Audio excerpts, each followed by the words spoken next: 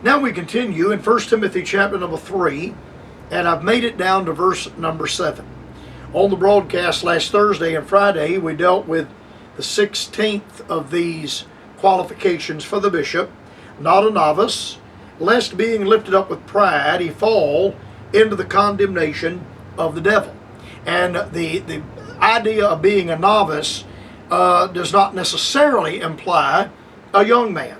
A man that is 50 years old or 55 years old, having only been saved 2 or 3 years, and having not been in the church and not a part of the work of the church, that man at 55 years old would be regarded, by the definition of the word novice, he would be regarded as a novice, while a man 35 years old who was saved as a child, raised in church, raised in Sunday school, trained in the gospel and trained in the things of God, though 15 years the junior of the 50-year-old man, would certainly have much more time invested in Christianity and in the gospel and in the things of the Lord than the 50-year-old man would.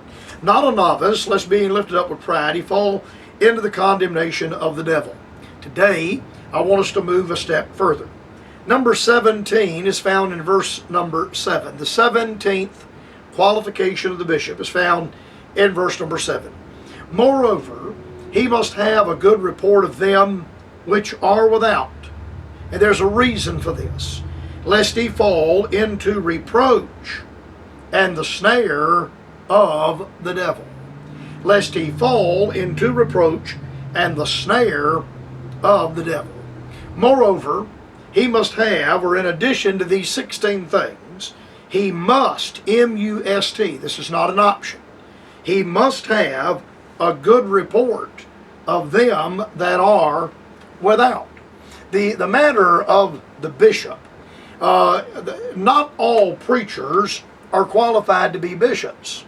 Now, all bishops are God-called, God-ordained preachers, but not all God-called, God-ordained preachers are bishops. I've never pastored a church. Therefore, I am not a bishop. I've never been a bishop. I've never been invited to pastor a church. I've never been voted on by a congregation of men, a congregation of people. I use men there inclusively. It is imperative. It is a must. It is not a suggestion or a recommendation. Moreover, he must have a good report. Now we have the idea that in Christianity, that Christianity is within the 4 walls of our church, and it's me and my congregation, and it really doesn't matter what people will say by and large in the world. Well, there are a lot of men that I may not necessarily agree with in various walks of life, but those men I must regard as good men. At least they are good to their word. They are faithful to their word. If they tell you something, you can mark it down. You can go to the bank with it if they tell you something or give you some word on the subject. He must have a good report of those that are outside the church. Now, this is not to imply that the bishop would have to court the approval and court the satisfaction of the world, not at all. But when my pay record is pulled up by the mortgage company, I want them to have to say he's never been late on a payment. And when my pay record is pulled up by the insurance company, and I have a lot of insurance, I want whoever is looking at my account to say the man has never been late on an insurance payment. He must have a good report. Now, there is a tremendous advantage to this. Remember, the opposite of this, the reason why this requirement is laid down, is Paul warns that if a man doesn't have a good report by those that are without, he will fall into the reproach and the snare of the devil. You and I should strive to not bring reproach on the church to not bring reproach on the name of the Lord Jesus Christ. I would not want my pastor to have to hang his head in shame over some way I behaved, or over some word I have said, or over some crime I might have committed. He must have a good report of them that are without. My neighbors may not always agree with me, but I would want my neighbors to say, I like to live next door to that man. He's a good man, and he's a good neighbor. The people that I went to school with years ago, I'm positive that not all of them would be in agreement with my position on the Bible and my position on inspiration and the authority of the King James text. But I would want all of them to say, Ben's a good man, he's as good as his word. And if he says anything to you, you can go to the bank with it and mark it down. This area of a good report is simply the matter of a satisfactory standing and a satisfactory relationship with those that are around you. Not all my neighbors go to church, and some of my neighbors are members of the same church I'm a member of at Rock Springs in Easley. But now a lot of my neighbors don't go to church at all. But when I drive by their house in the morning going to work, and I drive by their house in the evening coming in from work, or I drive by their house at night coming in from a revival where I've been preaching, I want all of them to say every time that man goes by, he's respectful of the speed limit, he watches for children that may be playing in the neighborhood, he's always been courteous when he goes up and down the road. It signifies a satisfactory position. He must be of a good report. Now, all of us have some kind of a report that is made about us. Reports could be an area of rumor. It could be an area of repute. A report could be an account that is given. A report could be a statement or a judicial opinion that is made about one in a court of law. A report can be an official statement of the facts. Would you work this up and produce a report? Bring a report to me about this thing. The report here that Paul is using, moreover, he must be of a good report, would be the repute or the account of the individual in the community. He must be of a good report. Now, all of us have a reputation, and some of our reputations are not good, and some of our reputations are good. Somebody says, well, I don't have a reputation. That's not true. You do. Everyone has a reputation, like everyone has a measure of influence. A lot of people have a measure of bad influence, but everyone has some measure of influence. A drunkard on Skid Row has some measure of influence. His influence may be disastrous, but he has some measure of influence. And so it is, all of us have a reputation. Our reputation may not be good, but all of us have a reputation.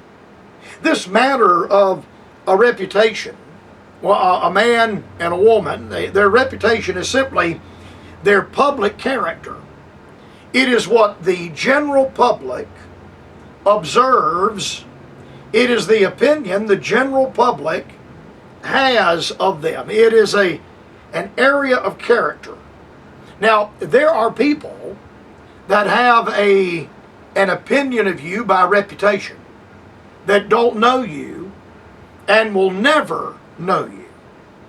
All they know about you is your automobile, or the house where you live, or your yard, or the front lawn of your business. You pastors, there are people that drive by your church, and they don't know you. They see your name on the sign. That's all they know about you. But when they go by, they form an opinion. You get a reputation by the way the church building looks, by the way the lawn is kept. My office here on White Horse Road. I have 7 lanes of traffic on a U.S. highway roaring by. Sometimes you can hear the traffic as I'm recording in the studio. You can actually hear the traffic in the background from time to time when the traffic is unusually bad.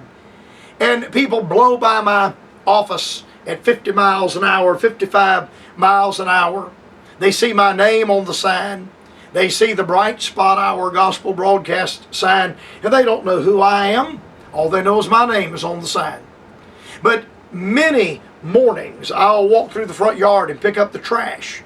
Get all the trash out of the front yard. People go by and they see me out there in a necktie and a shirt, a starch shirt, and I bet they wonder, well, who is that man? I wonder who that man might be. Look at that man out there in that necktie picking up the trash out of the front yard. But I am developing a reputation for those people that go by and see me. And they'll never carry on a conversation with me, but they go by and see me picking up the trash in the front yard. They see the way I pull out of my office. They see the way I drive down the road. They see my house where I live and the way the house is either kept or not kept. You develop a reputation. This reputation becomes a report. It becomes a popular report. Now let me touch on the matter of rumors for just a moment. You and I cannot do anything about the area of rumors. There are people that gossip. Their tongue is too long. They have too much time on their hands, and they meddle into far too many people's business. They meddle into things they have no business meddling into. And you and I can't stop people from gossiping and spreading rumors. But what we can do, and what I have striven to do in the course of my life, is by good works, by righteousness, and by faithfulness, by a faithful word, and by faithful acts. I want to prove the people that spread rumors about me and that spread rumors about you, I want to prove them to be liars. Men may form a very terrible opinion about me, and there are people on earth in Greenville, South Carolina, that think I'm the worst sort of a human being. But they don't know me. I've never had a meal with them. I've never carried on a conversation with them. All they know about me is what somebody else has said to them. There are churches that I will never have an opportunity to preach in, because long before I ever got there, another preacher wrecked me and sold me in the presence of that pastor, spreading rumors. And I'll never have an opportunity to straighten that out. I'll never have an opportunity to preach there. But I'm determined by the grace of God, and you should be determined by the same grace of God, that people that may have heard gossip and rumors about you, whenever they get close to you and they begin to find out who you truly are, I want them to discover that the people that told all those tales are liars, the worst sort of liars. James said that we shut the mouths of the gainsayers by good works. By our good works, we shut the mouths of those that would gainsay us. All of us have a report of those that are without, and those that are without would obviously be those that are outside the church, those that are outside the saving grace of God, those men and women that have never been born again. And I don't want them to look at your life or mine and say, if he's a Christian, the woods are full of them. I don't want them to look at your life or mine and say, yep, he's a hypocrite just like everybody else. But by the grace of God, I want you and me to live in such a way and to behave in such a way that we gag, we shut the mouths, we gag the gainsayers by good works and by righteousness. I'll continue with this on the program tomorrow.